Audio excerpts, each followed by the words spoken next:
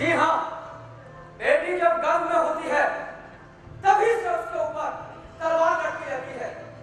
यदि भ्रूण हत्या से बच के उसका जन्म भी हो गया तो पैदा होने के बाद घर में माता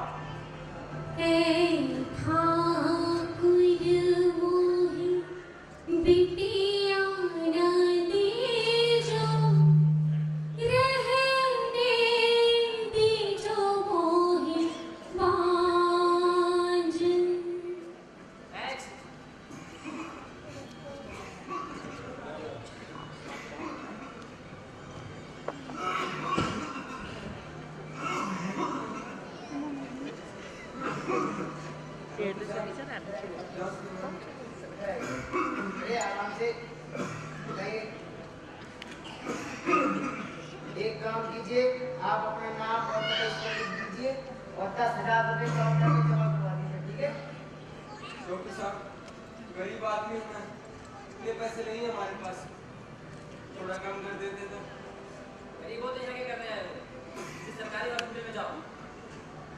डॉक्टर साहब, अरे चलो डॉक्टर साहब, चलो चलो आगे। डॉक्टर साहब, अरे आगे। नेक्स्ट।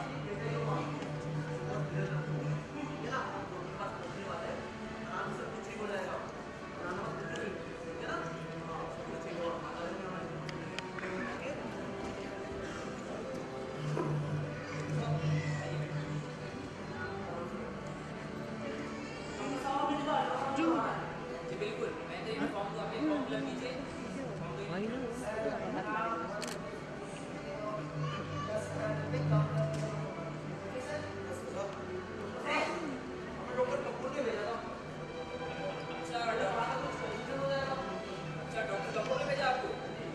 ऐसा करो, इनसे 5,000 रुपए ले लो, 5,000 रुपए जमा कर काउंटर में आ रहे हो, ठीक है मैं बताता हूँ। आइए मैडम, आप मेरे साथ आइए।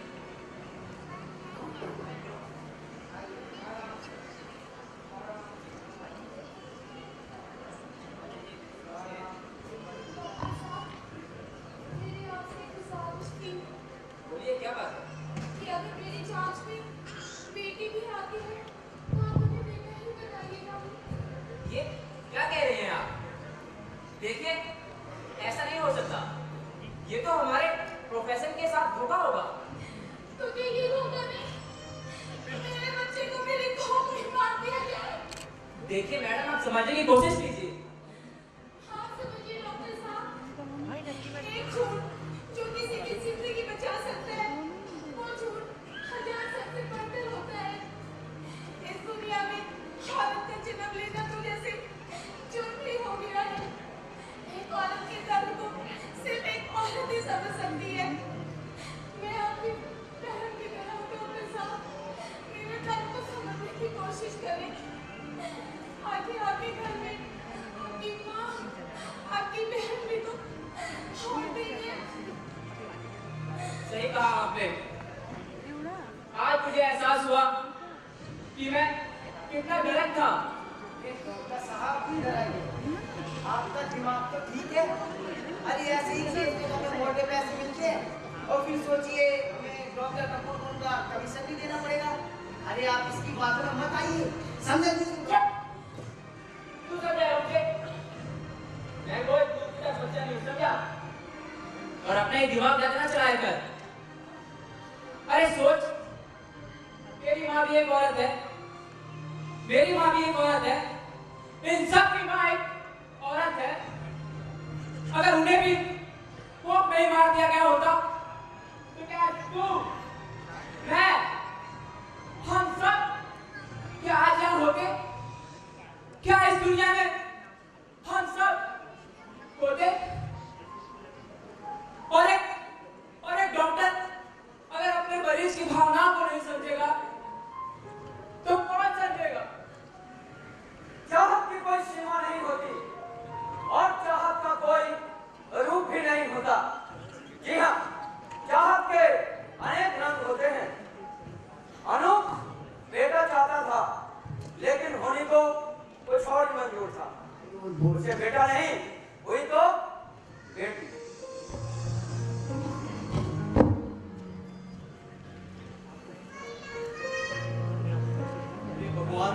माता रानी अपनी कृपा दिखाओ, बस एक बेटा दे दो, बस बेटा हो गया तो ठीक है, वरना क्या होगा मेरा पता नहीं। माता रानी मैं ना प्रसाद चढ़ाऊंगा देसी घी का, अगर बेटा हुआ तो। बधाइयो बधाइयो बधाइयो, अरे बेटी हुई है। हे भगवान, लक्ष्मी आई है, लक्ष्मी सब कुछ।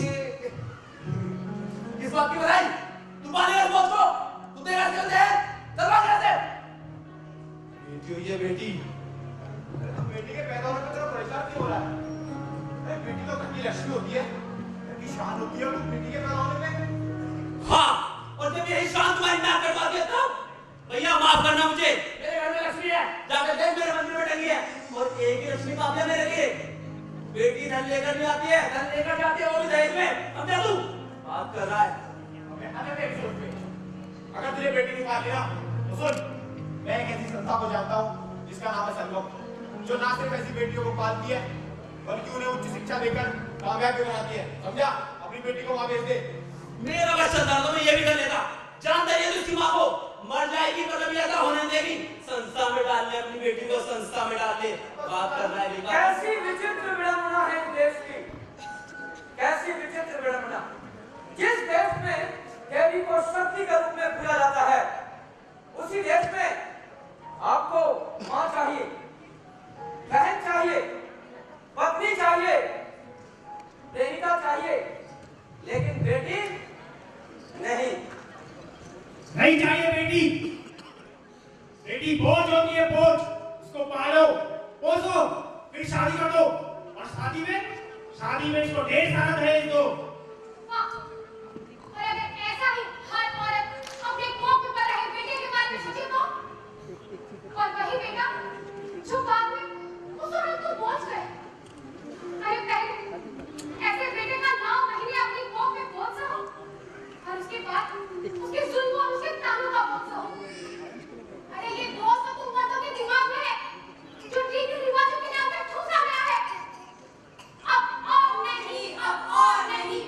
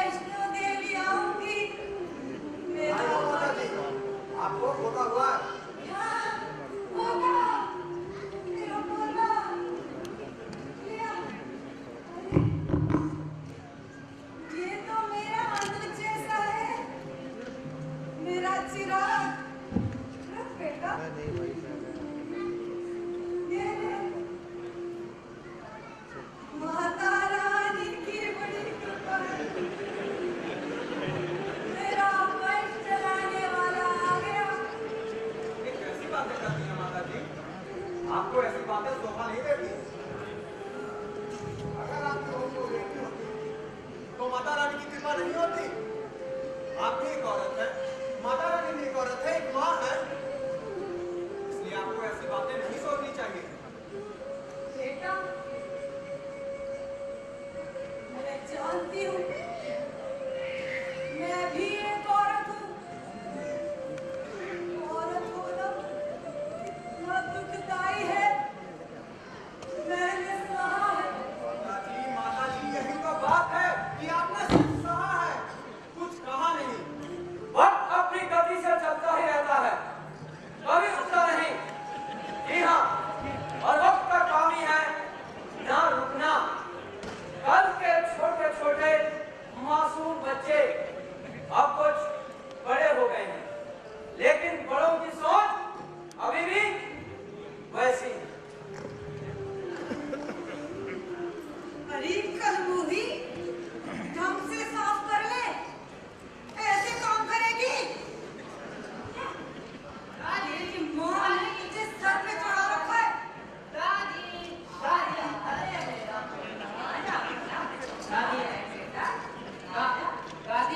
दादी, मुझे ना आपसे कुछ बात करनी है दादी। दादी क्या है ना, मेरे सारे फ्रेंड्स के पास बाइक है दादी, मुझे भी बाइक दिलाओ ना। बाइक चाहिए तुझे? हाँ दादी, मुझे बाइक बाइक चाहिए। दिलवाऊंगी, तेरे बापू से बात करूंगी। दादी, मुझे भी बाइक चाहिए। तुझे बाइक चाहिए? तू बाइक को क्या करेगी? तू यही काम कर, इसमें ध्यान लगा ले। आप लोग भैया की तो सारी डिमांड पूरी करते हो, और मेरी? तू हमारे घर का वंश न चलाने वाली, ये तो हमारे घर का वंश चलाएगा। कलबूही, तेरे यही काम होएगा, इसी पे ध्यान धर ले। बेटियों का बचपन किसी सजा से कम नहीं होता। जी हाँ, बेटियों का बचपन किसी सजा से कम नहीं होता। और फिर घर में पुरुषों का शोषण और भेदभाव, और बेटों के लिए मखमल के पैमान, और बेटियों को घर की चार दीवारी, जहां उनके हिस्से में घर का सारा काम काज और जिम्मेवारी, और कभी उनसे छेड़छाड़ और कभी उनसे बलात्कार।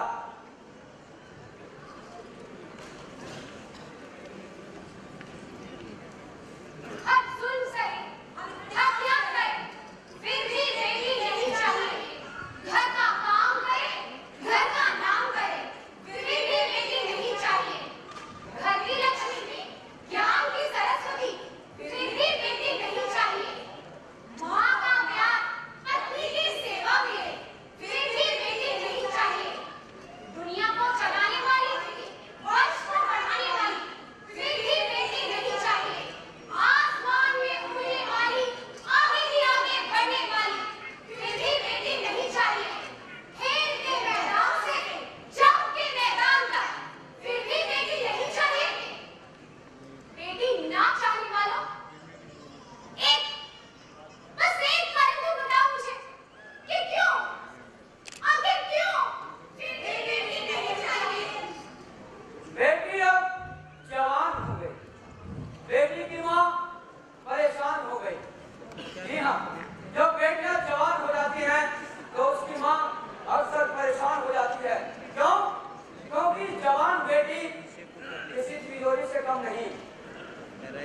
जी हाँ, ऐसे ही सोच है हमारे देश के लोगों की। एक कहा ना, कमाल है बेटी के कितने ही रूप, बोझ, लक्ष्मी, दहेज और तिजोरी। कभी बोझ, कभी लक्ष्मी, कभी दहेज और कभी तिजोरी। और इस तिजोरी को सभी लूटते हैं। बाप, भाई, पति सब मिलकर लूटते हैं। तो फिर बाहर वाले पीछे क्यों रहते? गली मोहल्ले, आस पास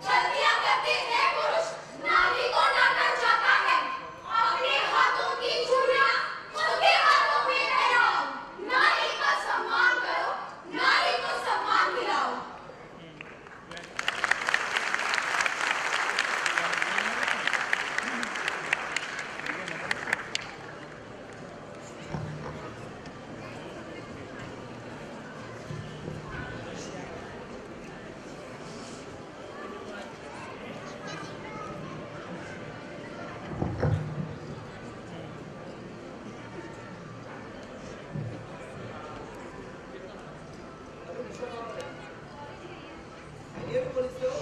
नहीं, थोड़ा सा लेट हो जाएगा, उसका कॉल आया था। पढ़ाई ठीक चल रही है उसकी?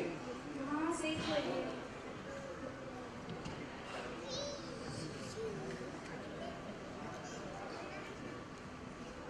क्या हो रहा है शहर में? इतने का बोल रहा है। निशा आई नहीं अभी तक। फोन करो उसको। हाँ, पूछो उसको कहाँ पर रह गई है।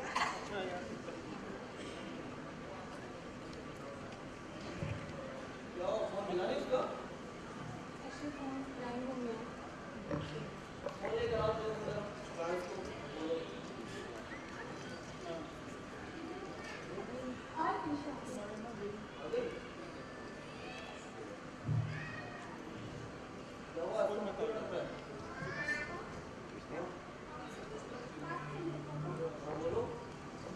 पापा, जब मैं आज कॉलेज जा रही थी तो मुझे कुछ लड़कों ने छेड़ा पापा। हम उनकी कंप्लेंट कराएंगे पापा। कोई जरूरत नहीं कंप्लेंट कराने की। तुम अपना रास्ता बदल लो, हमें गुंडे मारे के मुंह नहीं लगना। बेटा, तुम क्या शोर मचा रखा है? बहुत मार लगा रखी है। कुछ नहीं माँ, कुछ लड़कों ने छेड़ दिए थे पुलिस से आते समय। लड़कों ने छेड़ दिया? और ये जब ऐसे छोटे छोटे कपड़े पहनेगी तो लड़के ही छेड़ेंगे ना। और तुम दोनों ने इसका दामना कॉलेज में और करा दिया, सर पे चढ़ा रखा है इसे। और ब्याह करा दे। ये आप क्या कह रही माँ जी? अभी मेरी गुड़िया की उम्र सिर्फ 19 साल ही तो है और अभी से ब्याह? नहीं माँ जी, नहीं।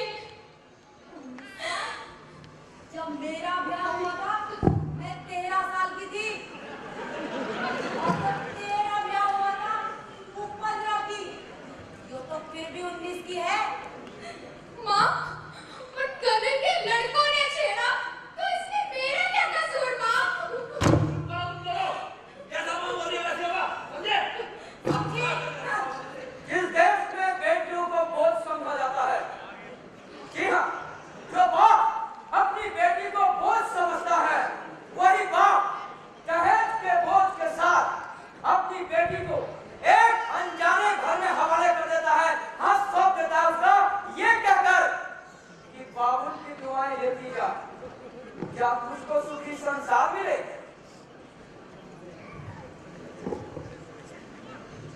अम्बे तू है जगदम्बे काली, जय टक्कर वाली, तेरी उतारे हम आरती। ओ मैया हम सब उतारे तेरी आरती। अम्बे तू है जगदम्बे काली। दिखाई नहीं देता तुम्हें? कितनी बार कहा है कि पूजा करते समय मेरे नाम पे मत आया करो। एक बेटा तो दे नहीं सकती और पूजा करता हूँ उसमें भी खलन डालती है। मनहूस औरत कहेगी। अम्बे तू है जगदम्बे काली, जय दुर्गे। वाह, क्या बात है। मंदिर की देवी की तो पूजा करते हैं और घर की देवी को मार के पीटते हैं। अरे ये होता है धर्म का आडंबर। ये कैसी रीत है? पहले अपने घर की लक्ष्मी को बाद में उसका खड़ा कर। ये बाप उसे दहेज की लक्ष्मी के साथ विदा कर दो और फिर अपनी वही घर की लक्ष्मी दहेज की लक्ष्मी की शैया पर ले जिंदा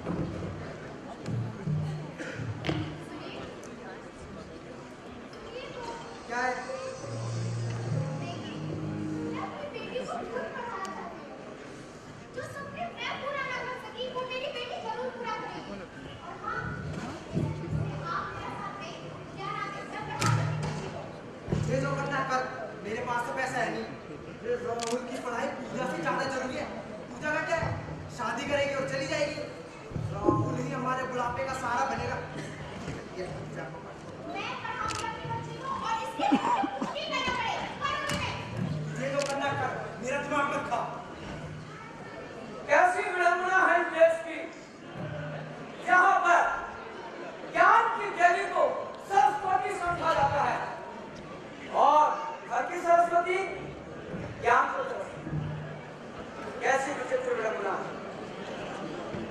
त्रिशा, तुम बहुत परेशान लग रही हो। त्रिशा, परेशान होने की कोई जरूरत नहीं है। अब हम खुद पढ़ेंगी और अपनी बेटियों को खुद पढ़ाएंगे। मगर वो कैसे? देख शिखा, सरकार आजकल बच्चों को फ्री शिक्षा दे रही है और हम न सिर्फ अपनी बच्चों को प्राइमरी तक पढ़ाएंगे बल्कि उनको और आगे तक पढ़ाएंगे, तो डॉक्टर इंजीनियर भी बनाएंगे। लेकिन इतनी बड़ी पढ़ाई पढ़ाने के लिए पैसा कहाँ से लाएंगे? घर वाले तो कहते हैं सिर्फ लड़कों को पढ़ाओ, लड़कियों को पढ़ा के क्या होगा? उनको तो सिर्फ पढ़ाई का खाना है। निशा, यही सोच तो बदलेगी। देख, मैं संगम नाम की एनजीओ से जुड़ी हुई हूँ और वो हमारी बैंक लोन लेने से हमारी मदद करेंगे और उससे हम अपना काम शुरू कर सकते हैं। और आज तो सरकार ने महिला बैंक भी इतनी सारी खोल ली है। लेकिन हम करेंगे क्या? शिखा, हम क्या नहीं कर सकते? जब हम एक बेटे को पाल पोस कर एक बड़ा आदमी बना सकते हैं, हम दुनिया का हर वो काम कर सकती हैं जो एक मर्द करता है। तो शिखा, ये क्यों नहीं? शिखा, तुम अचार भी तो बहुत अच्छा बना लेती हो। हाँ, तुमने सही कहा। हम संगम एनजीओ से सहायता लेके अपने व्यवसाय को आगे बढ़ाएंगे और अपनी बेटियों को खुद पढ़ाएंगे और इससे बनेंगे हम आत्मनिर्भर। अपनों का सपनों से संगम। जी हाँ, अपनों का सपनों से संगम।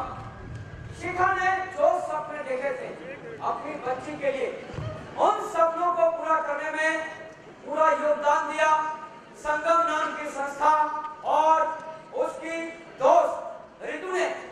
पास के ही बैंक से उसे लोन दिला दिया। जी हाँ, लोन लेकर उसने अपना छोटा मोटा रोजगार शुरू किया, अपनी बच्ची को पढ़ाया। जी हाँ, और केवल पढ़ाया नहीं बल्कि उसे उच्च शिक्षा भी दिलाई और वही बेटी आज इस शहर की मशहूर डॉक्टर है। बिल्कुल, मगर हमारा काम सिर्फ शिक्षा और रोजगार से नहीं चलेगा। जब तक ये पुरुष और ये समाज हमें वो सम्मान नहीं देगा, हमारा संघर्ष चलता रहेगा। सही कहा।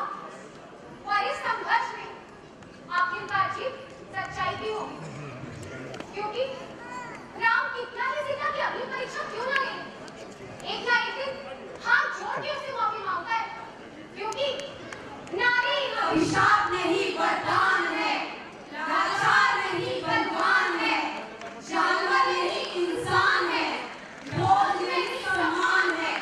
नारी कितनी महान है, नारी कितनी महान है, तुझे कोटि कोटि प्रणाम है।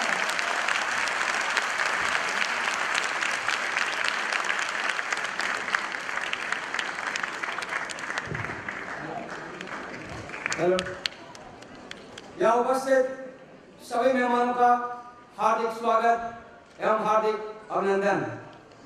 यहाँ पर आप सभी इस समय देख रहे थे संगम नाम की संस्था द्वारा आयोजित और पदार्पण नाट्य संस्थान द्वारा प्रस्तुत खोल दो सब गिरहे। जी हाँ, ये नाटक जहाँ पर मैं आपसे तारुफ करना चाहूंगा अपने कलाकारों का, और उससे पहले हम ताली बजाकर स्वागत करेंगे। जी हाँ, अपने डायरेक्टर का अनूप थापा जी।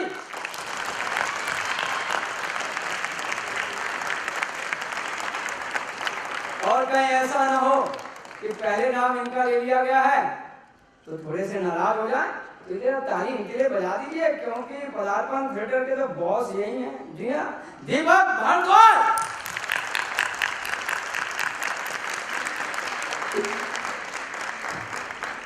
तो क्या बात है, आपकी तालियां बज रही हैं। दादी जरा सामने आ जाइए।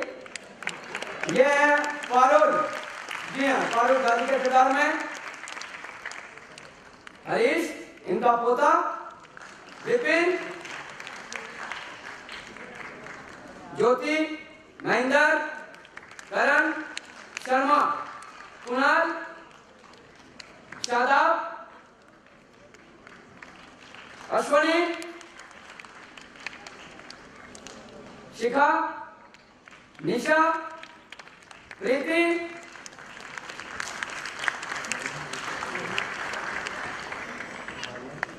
कमल, धारणा, निशा, अंजलि, और भी कोई रह गया? अरुण, तरुण, सोनू, विनय, और मेरे बारे में तो आप जानते ही, Prabhat Kumar Mishra. Thank you so much. जोरदार तालियां हो जाए।